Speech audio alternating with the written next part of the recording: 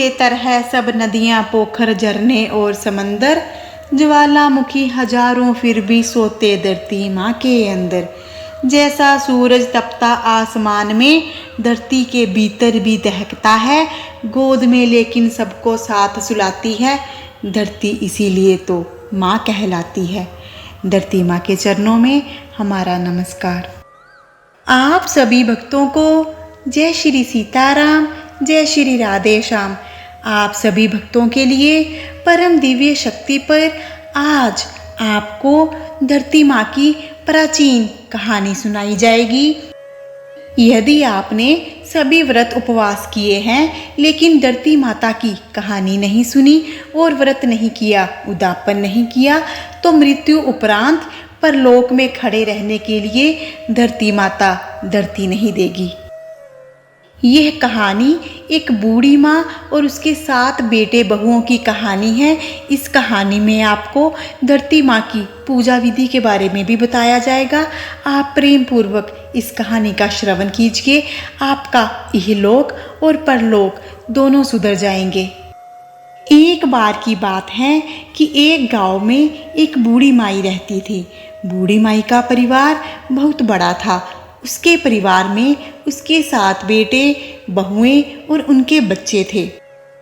बूढ़ी माई बड़ी कर्मशील थी, धर्मकांड वाली थी। उसने अपने जीवन काल में बहुत सारे व्रत किए, कथाएं सुनी, प्रभु का नाम जपा और उन व्रतों का उद्यापन भी किया। बूढ़ी माई रोज सुबह जल्दी उठती, नहा धोकर मंदिर के लिए चली जाती। मंदिर से वापस लौटते समय उसे रास्ते में जो भी व्यक्ति पहले मिलता वो उसे 1 टका देती और उसको आशीर्वाद देती। बूढ़ी माई का यह नित्य नेम था, सुबह जल्दी उठकर नहा धोकर सूर्य देव को जल अर्पित करना और फिर अपने मंदिर में बैठकर दीपक जलाना, पूजा पाठ करना। पूजा पाठ करने के बाद वो मंदिर जाती, भगवान के दर्शन करती। मंदिर से वापस आते समय जो भी व्यक्ति उसे सबसे पहले मिलता वो उसे 1 टका दान में देती और बहुत सारी दुआएं भी देती।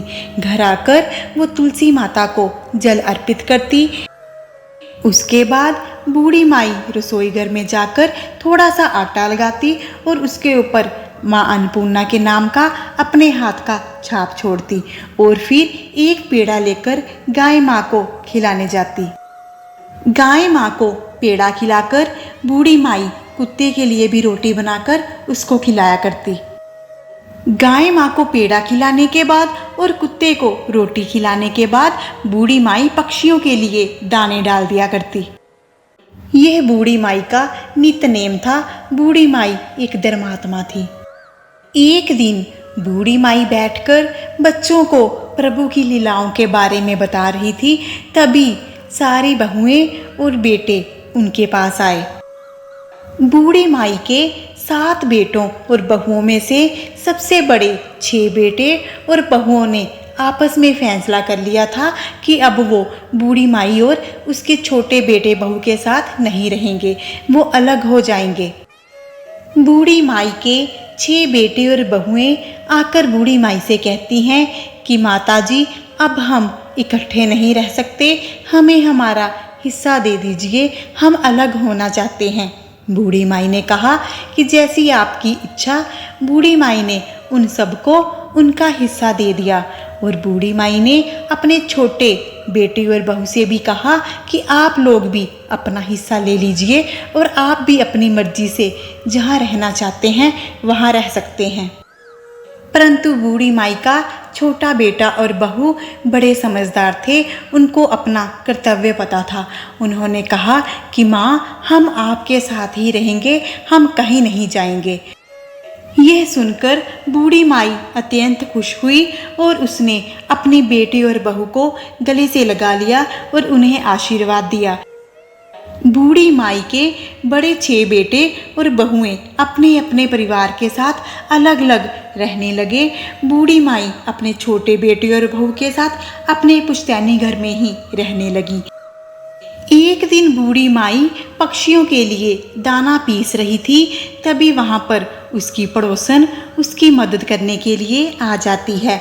बूढ़ी माई की छोटी बहू पड़ोसन के लिए चाय पानी लेकर आती है, परंतु पड़ोसन कुछ भी खाने से मना कर देती है और वो कहती है कि उसे कुछ नहीं चाहिए क्योंकि आज उसका व्रत है। इस पर बूढ़ी माई पड़ोसन से पूछती है कि आपने कौन सा व्रत रखा है, मुझे भी बताएं। तब पड़ोसन कहती है कि मैंने धरती माँ का व्रत रखा है। तब पड़ोसन कहती है कि मैंने अपने जीवन काल में सारे व्रत रखे, मुझे सभी व्रतों का पता है, उन सभी व्रतों की मुझे पूजा विधि उद्यापन सब पता है, परंतु मैंने कभी भी धरती माँ के व्रत के बारे में नहीं सुना। आप कृपा करके मुझे इस व्रत के बारे में बताएं। तभी पड़ोसन कहती है कि यह व्रत बड़ा सरल होता है। इस व्रत को लगातार 7 दिन किया जाता है और 7वें दिन इस व्रत का उद्यापन किया जाता है। 7 दिन सुबह जल्दी उठकर नहा धोकर फिर धरती माँ की पूजा की जाती है। पीपल के पेड़ के पास धरती माँ की पूजा की जाती है। पूजा करने के बाद एक पहर का भोजन किया जाता है। तब बुढ़िया कहती है कि आप कृपा करके विस्तार पूर्वक मुझे इस व्रत की विधि बताएं और इसका क्या फल होता है वो भी बताएं। पड़ोसन ने बताया कि यह व्रत अत्यधिक सरल है, इसमें अधिक सामग्री नहीं लगती। यह व्रत आप सुबह नहा धोकर पीपल के पेड़ के पास जाएं और वहाँ पर 1.25 हाथ जितनी जमीन खोद लें, वहाँ पर लाल कपड़ा बिछाएं। 1.25 मीटर लाल कपड़ा होना चाहिए, उसके ऊपर 1.25 मीटर ही सफ़ेद कपड़ा बिछाएं। उसमें रोली, मोली और चावल, नारियल रखकर 7 दिन तक माँ की पूजा करें। प्रतिदिन इसी प्रकार 7 दिन लगातार धरती माँ की पूजा करें। 7वें दिन पंडिताइन को बुलाएं और उनसे उद्यापन करवाएं और उन्हें भोजन कराकर वो सामग्री, पूजा की जो सामग्री है वो उस पंडिताइन को दक्षिणा के साथ दे दें। पड़ोसन ने बताया कि 7 दिन लगातार धरती माँ की पूजा करें, 7 दिन लगातार धरती माँ की कहानी सुने, उसके बाद आप एक पहर का भोजन करें और फिर 7वें दिन उद्यापन करें। इस व्रत का जो फल है वो भी पड़ोसन कहने लगी कि मैं आपको बताती हूँ। इस व्रत को करने से आपको मृत्यु उपरांत परलोक में धरती माँ खड़े होने के लिए धरती देगी। बुढ़िया माई ने 7 दिन तक धरती माँ का व्रत करना, उनकी पूजा करना और कहानी सुनकर उद्यापन करने का मन बना लिया। ऐसा विचार कर उन्होंने अपने छोटे बेटे और बहू से बात करनी चाहिए। बूढ़ी माई का छोटा बेटा मिट्टी के बर्तन बनाकर शहर में बेचने जाता था, परंतु जैसे ही बूढ़ी माई ने अपने बेटे और बहू से पूछा कि मैं ये व्रत करना चाहती हूँ, दोनों ने कहा कि हाँ माँ, आप इस व्रत को अवश्य करें। छोटी बहू ने कहा कि माँ, मैं भी आपके साथ इस व्रत को करूँगी। बूढ़ी माई और बहू ने जिस दिन का संकल्प लिया था कि हम उस दिन से व्रत शुरू करेंगे, उस दिन से पहले ही बूढ़ी माई का बेटा बीमार हो गया। बीमारी की वजह से वो बर्तन ना बना सका और शहर ना जा सका। बूढ़ी माई बेचारी चुपचाप बैठ गई। बूढ़ी माई ने अपना नित्यनेम वैसे ही रखा। सुबह जल्दी उठकर नहा धोकर सूर्यदेव को अर्घ्य देकर मंदिर जाना, परंतु अब वो अपने बेटे से 1 टका नहीं लेती थी, क्योंकि उसे पता था कि उसका बेटा बीमार है और उन्हें पैसों की तंगी है। बूढ़ी माई ने सोचा कि मैं अपने बाकी के 6 बेटों और बहुओं से कहती हूँ कि उसे व्रत करवा दे। ऐसा सोचकर उसने अपने बेटे बहुओं को बुलाया, परंतु सबने कोई ना कोई बहाना लगाकर मना कर दिया और चले गए। जब बेटे को पता लगा कि उसकी माँ और उसकी पत्नी अब व्रत नहीं करेंगी क्योंकि पैसों की तंगी है, पूजा की सामग्री कैसे आएगी, तो वो बेचारा उसी हालत में उठकर बर्तन बनाकर शहर में बर्तन बेचने निकल पड़ा। किस्मत से उस दिन उसके सारे बर्तन बिक गए और उसको आमदनी अच्छी हुई। उसने घर वापसी में पूजा की सामग्री ली, फल सब्जियां ली, राशन लिया और घर को आ गया। बेटे ने घर आकर माँ से कहा कि माँ, क्या हुआ अगर भाभीियों ने आपको व्रत करवाने से मना कर दिया है? आपकी किस्मत से आज मेरे सारे बर्तन बिक गए, बिक्री अच्छी हुई, पैसा अच्छा मिला। उन्हीं पैसों से मैं फल सब्जियां भी ले आया, राशन भी ले आया और पूजा की सामग्री भी आ गई। और ये कुछ पैसे बचे हैं, ये आप रख लो, ये दान दक्षिणा में काम आएंगे। सास और बहू दोनों बहुत खुश हुए। बहू ने सास से कहा कि माँ जी, आप फिक्र मत करें, मैं सुबह उठकर जल्दी से सारा काम निपटा लूँगी और फिर हम दोनों पूजा करने जाएंगे और व्रत करेंगे, माँ की कहानी सुनेंगे और शाम को भोजन करेंगे और फिर 7 दिन लगातार पूजा कर अपने व्रत का उद्यापन करेंगे। सास ने बहू को आशीर्वाद दिया और सुबह बहू ने जल्दी उठकर घर का सारा काम किया, साफ सफाई की। साफ सफाई करने के बाद बहू ने कपड़े धोए और कपड़े धोकर उसने स्नान किया। फिर बहू ने अपनी सास के लिए पानी गर्म किया, सास को नहलाया और फिर दोनों ने सूर्य देव को अर्घ दिया। सूर्य देव को अर्घ देने के बाद दोनों ने मंदिर में पूजा की। मंदिर में पूजा करने के बाद उन्होंने तुलसी माता को जल दिया और फिर मंदिर में दर्शन करने के लिए चली गई।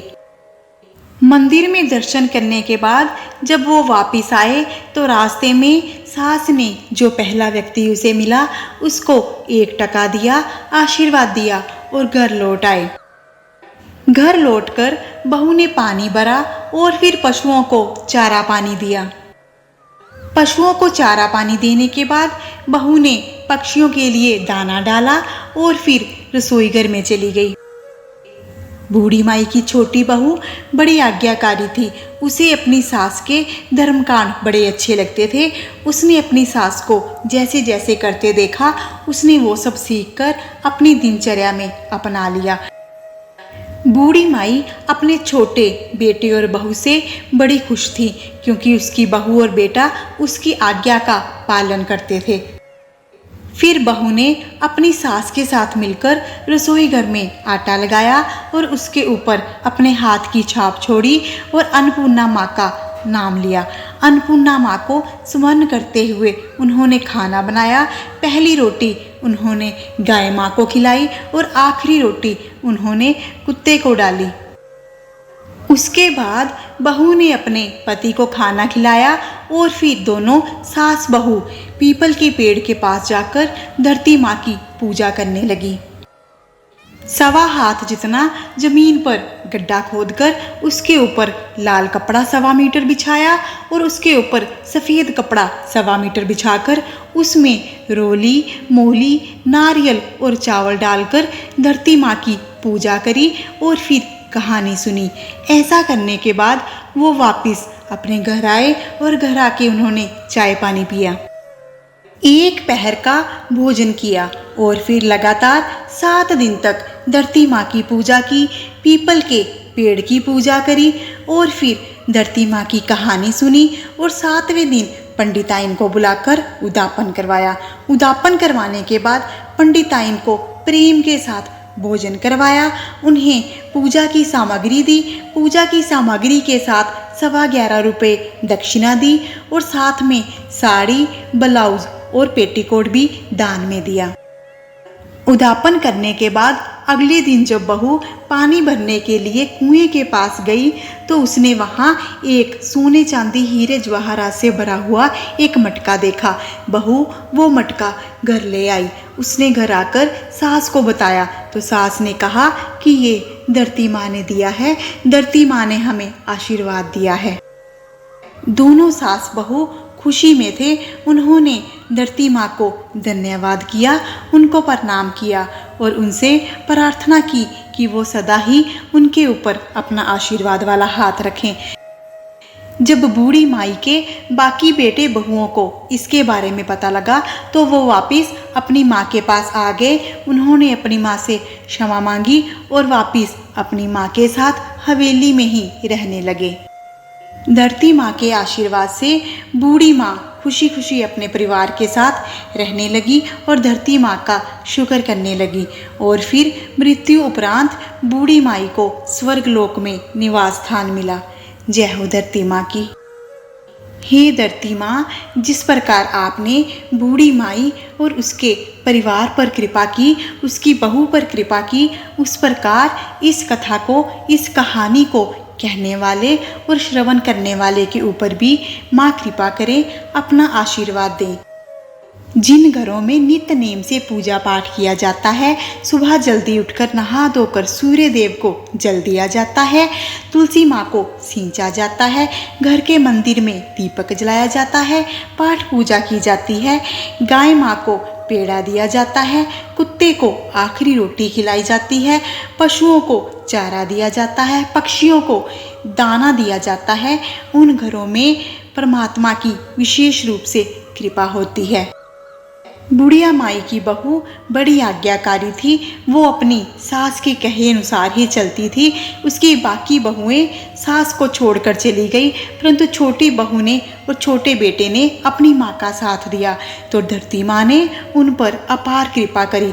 जिन घरों में बड़े बुजुर्गों का मान सम्मान किया जाता है, उन घरों में परमात्मा स्वयं निवास करते हैं। आशा करते हैं कि आपको धरती माँ की ये कहानी अच्छी लगी होगी। यदि आपको धरती माँ की ये कहानी अच्छी लगी है तो इसे लाइक करें और अधिक से अधिक शेयर करें। इससे आपको पुण्य मिलेगा और हमें प्रेरणा मिलेगी। यदि आप चैनल पर नए हैं तो कृपा करके हमारे चैनल परम दिव्य शक्ति को सब्सक्राइब कर लीजिए। धरती माँ आपका कल्याण करेंगी। जय धरती माँ की। मिलते हैं अगली वीडियो में। अपना ध्यान रखें, खुश रहें, सुखी रहें। जय धरती माँ की।